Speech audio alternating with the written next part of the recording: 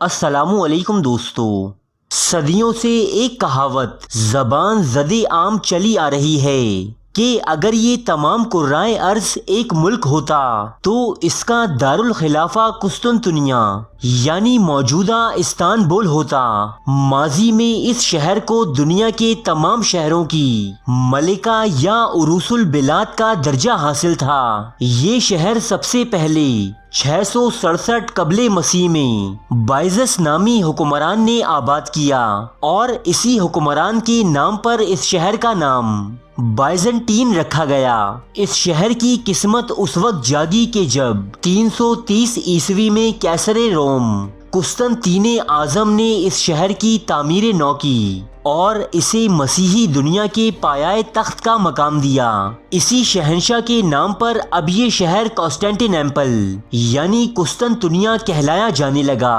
عیسائی دنیا کا دارالخلافہ بننے کے بعد اس شہر نے ترقی کی وہ منازل طے کیں جس کی مثال تاریخ میں شاذ و نادر ہی ملتی ہے۔ یہاں کے باشندے دولت و ثروت میں بے مثال تھے۔ یہاں کے معمار اور ماہر ہنرمند ایسے عجوبے تخلیق کرتے جو آج بھی دنیا میں بے نظیر سمجھے جاتے ہیں۔ یہی وجہ ہے کہ دنیا کا ہر طاقتور حکمران اس شہر کو فتح کرنے کے خواب دیکھا کرتا۔ مختلف ادوار میں اس شہر پر تقریباً 23 مرتبہ فوجی حملے کیے گئے، لیکن ہر مرتبہ ناکامی و مایوسی حملہ آوروں کا مقدر بنی۔ ان 23 حملہ آوروں میں بہت سے مسلمان خلفاء اور سلاطین بھی شامل تھے۔ اس شہر کی فتح میں مسلمان حکمرانوں کی غیر معمولی دلچسپی کی ایک وجہ حضور اکرم صلی اللہ علیہ وآلہ وسلم کی یہ حدیث بھی تھی جس کے مطابق تم ضرور قسطنطنیہ کو فتح کرو گے، وہ سپہ سالار بھی کیا با کمال ہوگا اور وہ فوج بھی سب فوجوں میں بہترین ہوگی۔ اس بشارت کو پورا کرنے کی خاطر خلیفہ سوئم حضرت عثمان غنی رضی اللہ تعالی عنہ کے دور سے ہی مسلمانوں کی طرف سے قسطنطنیہ پر حملوں کا آغاز ہو گیا۔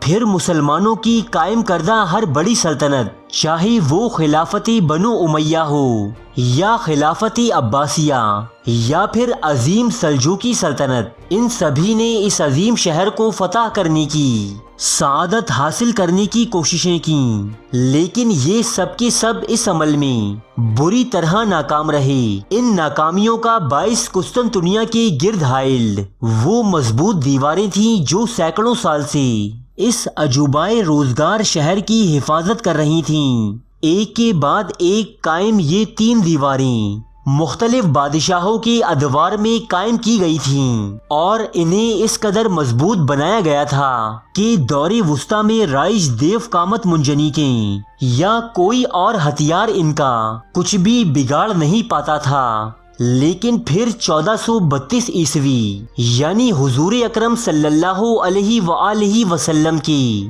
اس دنیا سے پردہ فرمانے کے ٹھیک 800 سال بعد وہ با کمال سپہ سالار پیدا ہوا کہ جس نے قسطنطنیہ نامی اس شہر کو فتح کرنا تھا۔ یہ سپہ سالار اپنے بچپن ہی سے یہ عہد کر چکا تھا کہ وہ اس سرزمین پر اپنا پرچم لہرا کر چھوڑے گا کہ جہاں تک اس کے اجداد کے قدم نہ پہنچ سکے تھے۔ یہ تھے سلطان محمد فاتح، سلطنت عثمانیہ کے 7ویں فرمانروا۔ بلا شبہ قسطنطنیہ کی فتح سلطان محمد فاتح کے بلند حوصلے اور آہنی عزم کی مرہون منت تھی۔ لیکن دوستو، اسی دور میں ایک شخص ایسا بھی تھا جو اگر سلطان محمد فاتح کے ساتھ نہ ہوتا تو شاید ان کا انجام بھی قسطنطنیہ پر حملہ آور ہونے والے دیگر بادشاہوں سے مختلف نہ ہوتا۔ یہ آدمی تھا ملک ہنگری سے تعلق رکھنے والا ایک ماہر آہنگر استاد اربن، جس نے تاریخ میں پہلی مرتبہ اتنی بڑی توپ تیار کی جو قسطنطنیہ کی دیواروں کو پاش کر دینے کی صلاحیت رکھتی تھی۔ اس وقت تک یورپ میں بہت چھوٹی جسامت کی توپیں رائج تھیں جنہیں لوہے سے تیار کیا جاتا۔ اس کے برعکس ہنگری کے اس انجینئر یعنی استاد اربن نے توپیں تیار کرنے میں تانبے، سونے اور دیگر دوسری دھاتوں کا استعمال کیا، جنہیں توپ کی شکل میں ڈھالنا ایک بہت ہی مشکل کام تھا۔ اس نئی ٹیکنالوجی کے ذریعے انتہائی دیو قامت اور مضبوط توپیں بنائی جا سکتی تھیں کہ جن کے ذریعے پورے قصبے اور دیہات تباہ کیے جا سکیں۔ ایک عیسائی ہونے کے ناطے استاد اربن سب سے پہلے قسطنطنیہ میں ظاہر ہوا اور یہاں کے سیزر کو مستقبل میں بننے والی توپوں کے نقشے اور اشکال دکھا کر اپنی خدمات پیش کیں۔ قسطنطنیہ کا یہ حاکم جو اپنی شاہ خرچیوں اور عیاشیوں کے سبب پہلے ہی قرضوں میں ڈوبا ہوا تھا، اس کے پاس اتنے پیسے نہ تھے کہ وہ ایسی لہیم شہیم توپیں بنانے کے کارخانے لگا سکے، اور نہ ہی اس کے پاس اربن کو دینے کے لیے کوئی خاطر خواہ رقم موجود تھی۔ لیکن یہ مکار حکمران اربن کو چھوڑنے کو بھی تیار نہ تھا۔ اسے معلوم تھا کہ اگر یہ شخص دشمنوں یعنی عثمانی ترکوں کے ہاتھ لگ گیا تو تباہی و بربادی اس کا مقدر بن جائے گی، لہٰذا سیزر نے اسے انتہائی معمولی وظیفے کے نام پر قسطنطنیہ میں قید کر لیا، جہاں وہ اگلے 1 سال تک قید و بند کی صعوبتیں برداشت کرنے کے بعد ایک دن یہاں سے بھاگ نکلا اور سیدھا سلطان محمد فاتح کے دربار میں حاضر ہوا۔ سلطان نے شاہانہ انداز میں اربن نامی اس انجینئر کا استقبال کیا اور اسے خوب تحفے تحائف سے نوازا۔ بدلے میں سلطان نے اربن سے ایک ایسی توپ بنانے کی خواہش ظاہر کی جو قسطنطنیہ کی دیواروں کو تہس نہس کر دے۔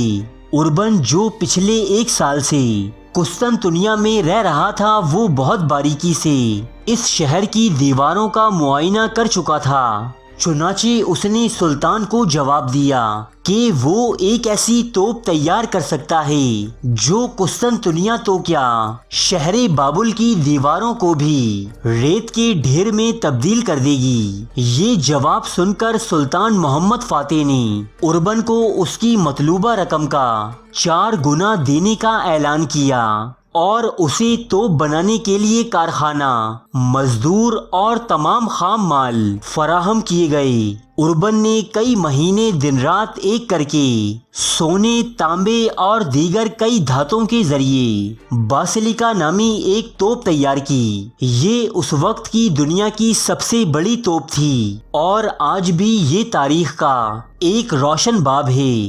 جب یہ چلتی تو آس پاس کئی میلوں دور تک کے علاقوں میں زلزلہ سا آتا ہوا محسوس ہوتا۔ اس کے شور سے حاملہ عورتوں کے حمل ضائع ہو جاتے۔ باسیلیکا نامی یہ توپ ایک ہی وار میں ایک پہاڑ جیسے بحری جہاز کو ڈبو دیا کرتی۔ سلطان محمد فاتح اس توپ کی کارکردگی سے کچھ ایسے خوش ہوئے کہ انہوں نے اربن کو مزید کئی چھوٹی چھوٹی توپیں بنانے کا حکم دیا جنہیں قسطنطنیہ پر حملے میں استعمال کیا جانا تھا۔ باسیلیکا کی تیاری کے بعد اگلا مشکل مرحلہ اس دیو قامت توپ کو عثمانیوں کے دارالحکومت ادرنا سے قسطنطنیہ تک پہنچانا تھا۔ 1000 آدمیوں اور 70 بیلوں کی مدد سے یہ عمل کئی ہفتوں کی محنت کے بعد انجام دیا گیا۔ قسطنطنیہ پہنچ کر اس توپ کو سلطان کے خیمے کے باہر نصب کیا گیا تاکہ سلطان اس کی کارکردگی پر براہ راست نظر رکھ سکیں۔ حملے کے دوران اس توپ نے قسطنطنیہ کی دیواروں کو ناقابل تلافی نقصان پہنچایا، ایسا نقصان جو اس سے پہلے کوئی بھی ہتھیار اس شہر کو نہ پہنچا سکا تھا۔ لیکن بدقسمتی سے قسطنطنیہ کی محاصرے کے 42ویں دن یہ توپ ایک حادثے کا شکار ہو کر پھٹ پڑی جس میں سلطان محمد بری طرح زخمی ہوئے، جبکہ استاد اربن اپنی جان سے ہاتھ دھو بیٹھے۔ لیکن تب تک یہ توپ اپنا کام مکمل کر چکی تھی۔ قسطنطنیہ کی دیواریں اس قدر خستہ حال ہو چکی تھیں کہ سلطان نے محاصرے کے 53ویں دن اپنا آخری فیصلہ کن حملہ کرتے ہوئے اس شہر پر عثمانی پرچم لہرا دیا۔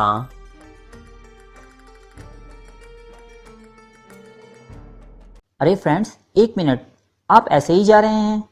اتنی محنت سے ویڈیو بنائی ہے، ایک لائک تو بنتا ہے نا۔